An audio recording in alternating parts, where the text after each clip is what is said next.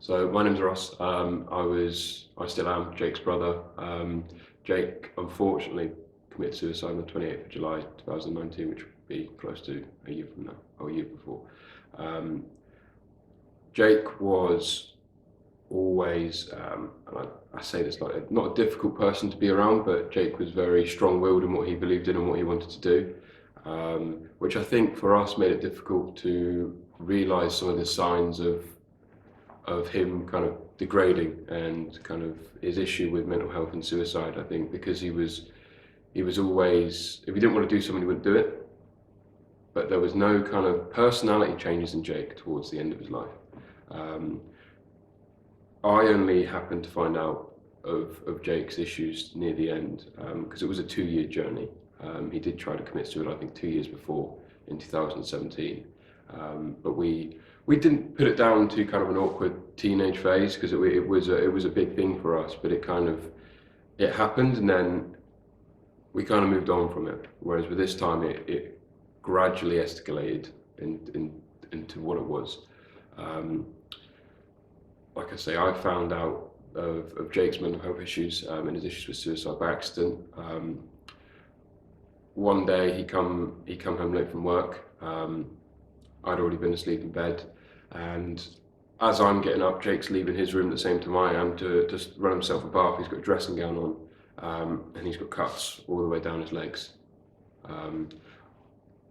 There were telltale signs that I might have ignored or just not properly seen of Jake's issues with self-harm and things like that, but that was the first, I think, eye-opener to me that it was a bigger issue than what it was. There were always kind of small cuts on his arm from 16 onwards, so we were aware of it, but I didn't realise the scale of what was going on until last year. I won't mention the name of the person, but someone who Jake was either romantically involved in or friendshiply involved with. Jake would confide in her a lot more than what he would confide in any of us. He wouldn't tell us anything. The only ways that I was kind of up to date with things is that Jake would tell this person, and she'd relay it back to me. It was a difficult decision for me because I didn't know how much to let my mum know. At the time, I thought the kind of less people that knew about it, maybe it would give him more option to do something about it. If there were less kind of chefs in the kitchen, let's say, as I know he would have liked, but if there were less people kind of pushing and prodding him, I thought that he would have got the help he needed on his own. Well, not on his own, but with a little support from a few individuals. Whether that was the right decision or not, I can't tell you. Jake then proceeded to get worse and worse with his actions. I think before he took his life, there were two attempts to take his life. One of them, I'd come back from work late, and it got to the period with Jake before that I couldn't go to bed or go to bed and go to sleep until I heard his fan turn on in his room, either his laptop close or his light turn off in his room. Because before then I wasn't fully comfortable knowing that Jake wasn't doing something in his room to either hurt himself or harm himself. And like I say, I came home from work. Jake was on the phone to someone, which wasn't odd. Jake was always either on Xbox or anything like that. There was always a sound coming from his room.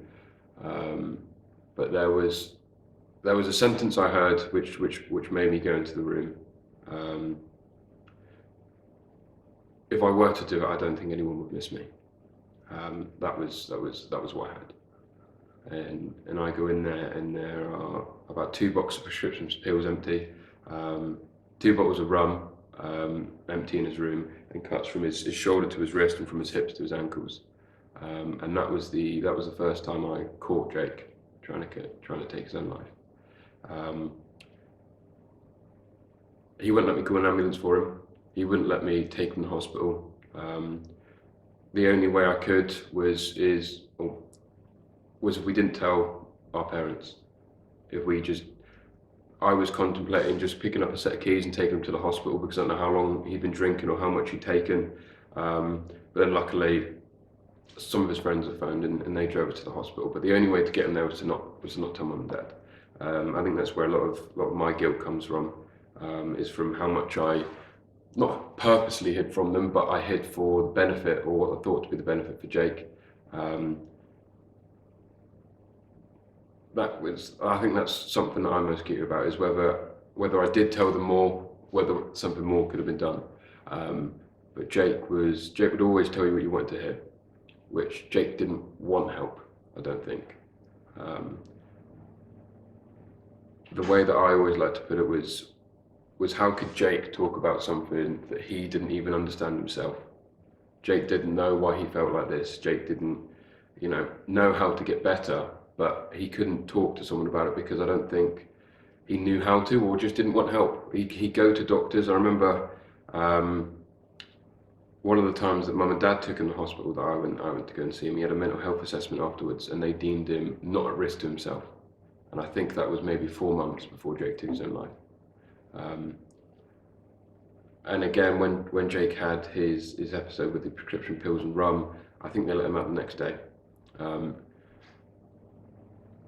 That was hard for me to accept because I could see someone that was in no way fit to go home. Jake needed help, but he needed to be given help that he couldn't say no to or have a way of not being able to get.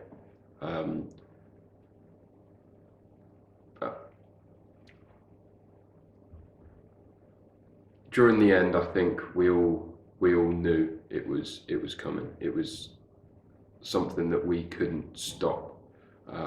I knew the night that he did it. I'd finished late from work. I think we had a function on at the bar or something, and I come in and Mum's awake, and she says to me, "Oh, have you heard from Jake at all?" And I said, "Oh no, it's a Saturday night. He's probably gone into town. He's probably finished work, had a few beers, gone around with mates or something." And she said, "Oh no, his keys and his wallet's here." And for those of you who don't know what Jake looked like, Jake was not getting into any pub or club without his ID, and that was a worrying sign for me. That Jake loved his car, he drove it everywhere, and if Jake did want to go out, he knew that he had to take his wallet. So something was amiss for me then. I went to bed, I texted him a couple of times. I said, "Jake, mate, just let us know you're okay."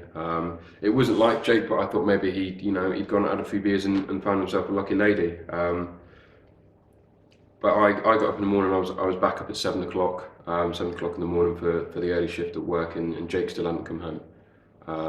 Again, I think something in my head knew, but it might have been out of character for him, but I still thought there might be something that he had gone out, he had been at a friend's or whatever, and it was a nervous morning for me that morning, and I was just setting the bar up for the early shift and everything, and someone from reception comes down and tells me that the police are here, and I knew it exactly at that moment. I knew what it was about.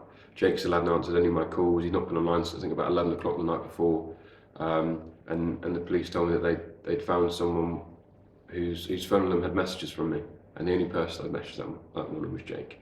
And I just remember being angry. I think was the main emotion that I felt. It was anger. I don't think it wasn't. I wasn't angry at him for doing what he did. I think I was angry at him for allowing it to get to a point where that was the only option. I think for a couple of days I was angry. I didn't want to talk to anyone. I didn't want to kind of be around anyone. I was angry to the point that Jake knew I knew everything that was going on, from people telling me, from me seeing it for myself. But he wouldn't let me help him, or he didn't want me to help him, or he just wanted to pretend that everything was actually okay, when in fact it was very far from it.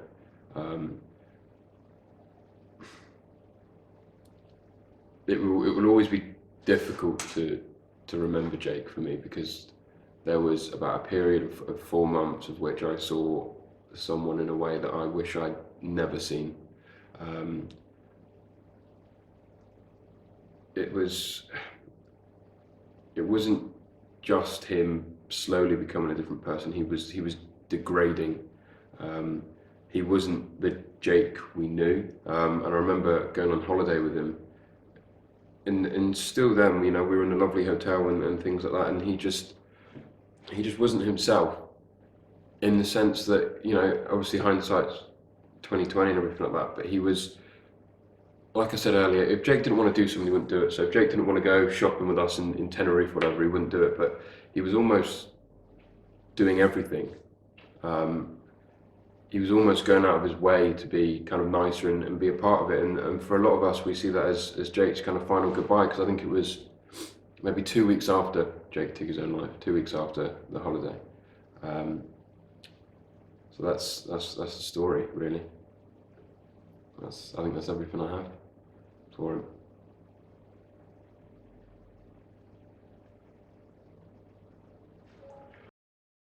I beat myself up heavily by the way that I grieved. The first time I cried was the funeral. That was the first day I cried, and that was maybe 6 to 8. I think it was 8 weeks after Jake had been put to rest. That was the first time I cried in the church.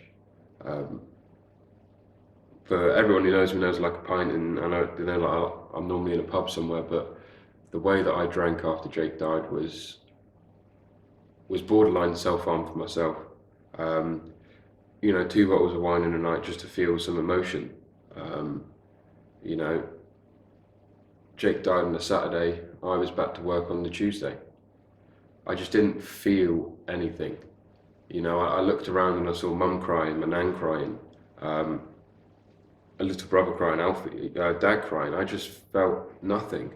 I didn't feel sad. I didn't feel, I was angry during the first period because, he wouldn't reach out to me or he wouldn't let me help him. But the days after that, I just didn't feel anything. I was numb. Was probably the best way and I just wanted life to go back to normal. But then it got to a point where I kind of pushed it under for so long, and probably to an extent now I still do. I pushed it under for so long that I was kind of self-destructing in my behaviours. I made kind of some decisions that I wasn't proud of, and did some things that I wasn't proud of. But the grieving process for me, there is no right or wrong way of going about it. And I think at that time where I was grieving, I needed someone to tell me that, or for me to know that, because I was more beating myself up from the way that I thought I wasn't grieving. I wasn't crying when I woke up in the morning. I wasn't crying myself to sleep. I just kind of get up and go about my day, and it just made me feel like I was moving on and forgetting about him. That I wasn't giving him the respect he deserved by, I don't want to say crying, but feeling sad or mourning for him. There was just nothing. So the kind of big thing I want to say here is that if for anyone who is watching this who has lost a loved one, or for people that may do in the future, there is no right or wrong way to feel how we feel. The worst thing I did was try and compare my grief to other people, to kind of give myself some kind of acceptance and kind of empathy, that I wanted to make sure that I was just as upset as they were, where in fact I just couldn't be upset. Part of me felt like, because I'd been, I don't want to say dealing with it for so long, that's not the right way of putting it, but because I was in that scenario for so long, that I think you almost mentally prepare yourself for it, especially for the last 4 months. I think in my head I was already prepared that this may be an outcome, and I think that was why it didn't hit me as hard as I think it hit other people. Most of what I did after Jake died, I think, was more caused by, rather than losing and beating myself up because I wasn't dealing with it how I thought was the proper way to grieve. And it cost me kind of friendships, relationships, almost cost me my job, because I looked at how they did it on telly, and how they do it on the soaps, where someone dies and you're in floods of tears for days and you're inconsolable. But 4 days after, I went back to work, and I began to self-destruct, because not that I wouldn't open up or anything, I just didn't have anything to say. Anything that I needed to say, I'd already said. But the kind of key to all this is that you need to deal with it how you seem appropriate. there is no right or wrong way to deal with losing a loved one or a family member. You will deal with this certainly over time, but in the short space of time, you should deal with it however you feel appropriate. Obviously, there are limits to this, but through finding out the hard way, and I think I'd certainly caused more pain for my family the way that I grieved, or the way that I dealt with my grieving. If I had the same mindset I'd had now, I don't think I would have made any of those mistakes. And that's the end of that bit.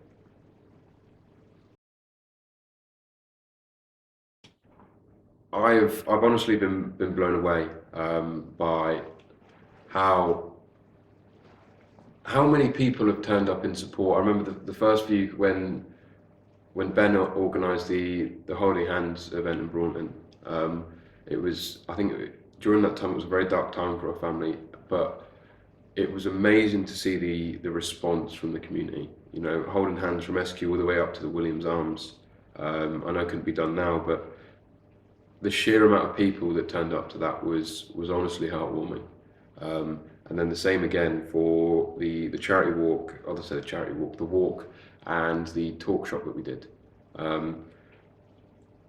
It really puts it into perspective for me that people are out there for you. Every single person that came and held hands or went to a talk shop or anything like that is a person in the village that if you need them, they will be there for you. The amazing work that the charity's done as well. I truly believe that the more people are trained to deal with the little signs and the kind of non-obvious, the more lives we're going to save. Because for everyone, I remember countless people came up to me after Jake passed and told me, how much of a great boy he was, how much of a happy lad he was, but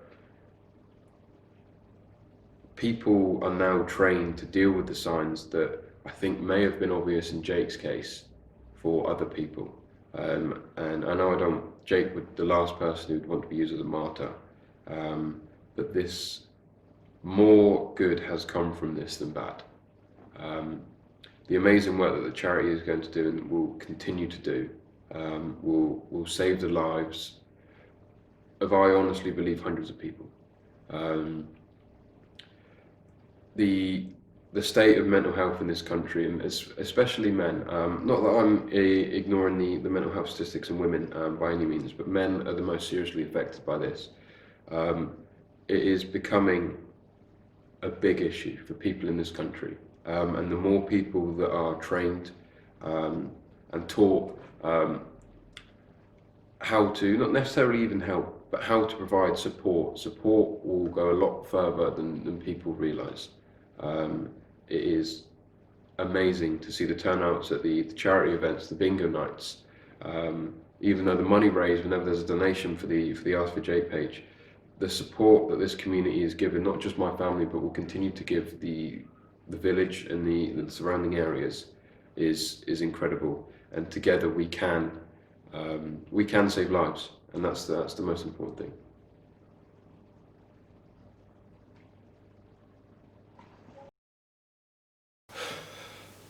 For young people, the most important thing is the male culture, and especially male teen culture, is that feelings aren't spoken about. As long as you can make people laugh and things like that, is that the questions will never be asked. You need to check in on your friends.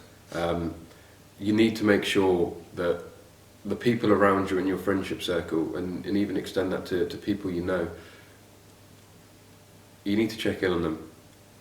It's very important that mental health doesn't become an issue that's just swept under the blanket, and the number of male suicides or suicides in young teens and young adults continues, because it's gradually increasing.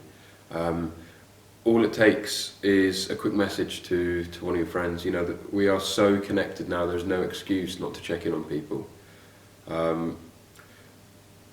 If something is not done about this when you were young or your friends are young, it becomes a growing issue to the point that people see no other option than to bury this and and it may result in a loss of life for people.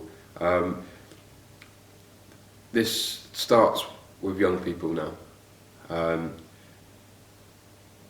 Young people are the key to ending this.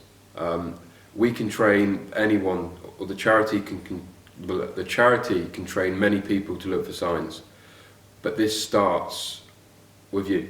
This starts with people 24 and under.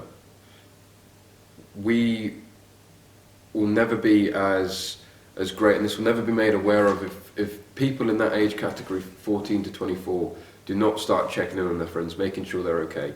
If you've got someone missing at the cinema, if you've got someone missing at the dinner table, whatever it is, check on them. This affects people very, very slowly, and people almost get used to, because it takes them such a gradual time and a slow time to kind of fall into this, is that people grow accustomed to them not being there, or them being different. You need to start it here so that they never get to here. This needs to be something that's controlled, and the best way of doing that is starting now, and by talking. Talking will stop all of this. It will bring more awareness. Mental health shouldn't be something that isn't spoke about. Your physical fitness is spoke about, you know.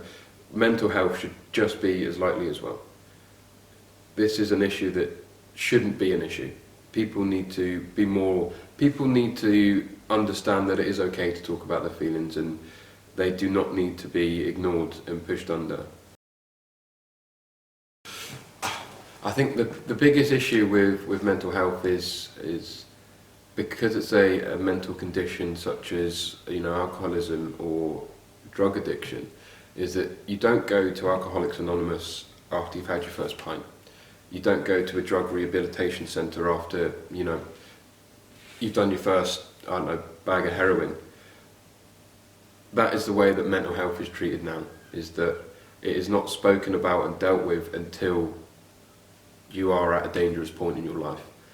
Mental health to me has brought on a whole new meaning since Jake passed. It was never something I considered to be important, but now it is one of the most important things that is part of me.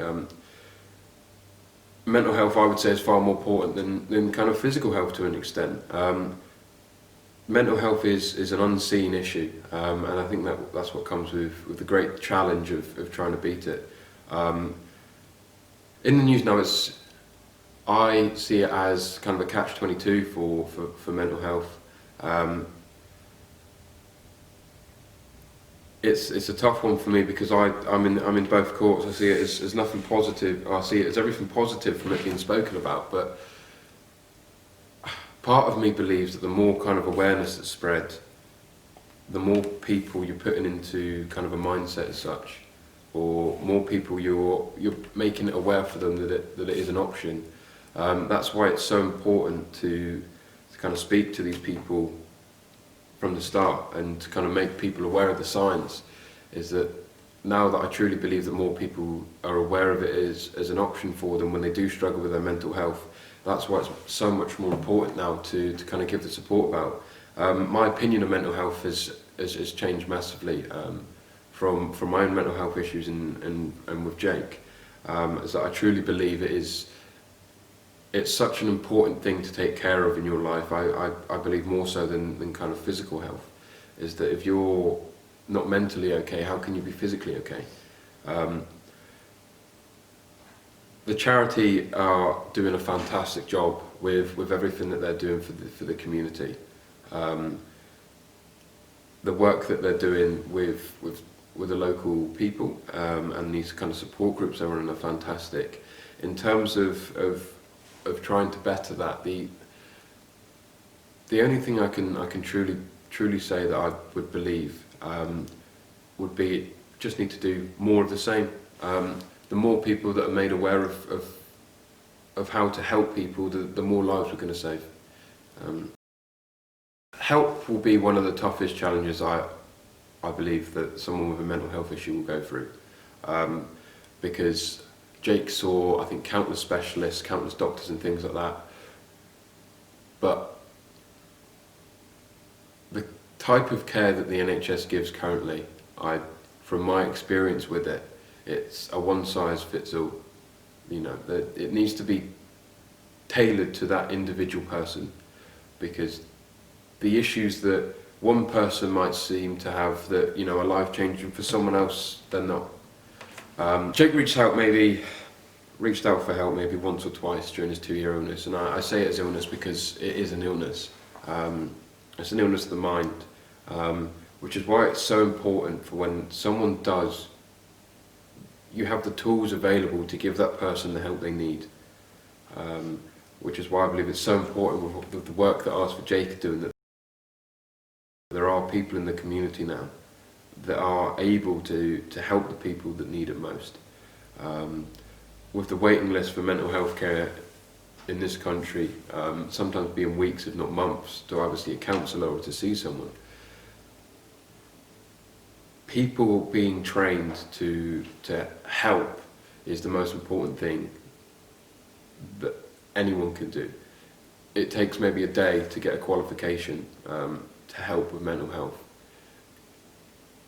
The only thing that I will ever ask people to do is just to learn. Learn how, it may never affect you, you know, you may never get to a point where any of the skills you've learned become valuable, but they will always be valuable to someone.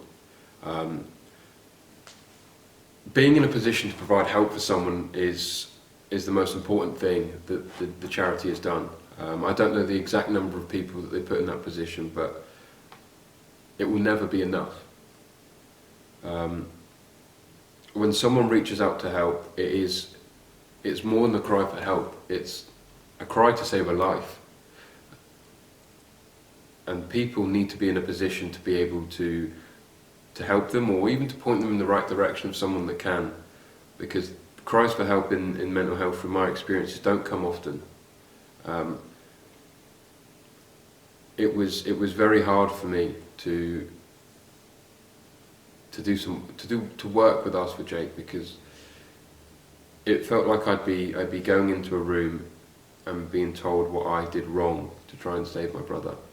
But in reality, it wasn't. I've got tools available to me now that would have never been available to me before. Some good has come from this darkness, and more good will come from this darkness if more lives are saved. If Jake has to be the one to start all this and save multiple lives, then it has to be done. I'm going to end it there.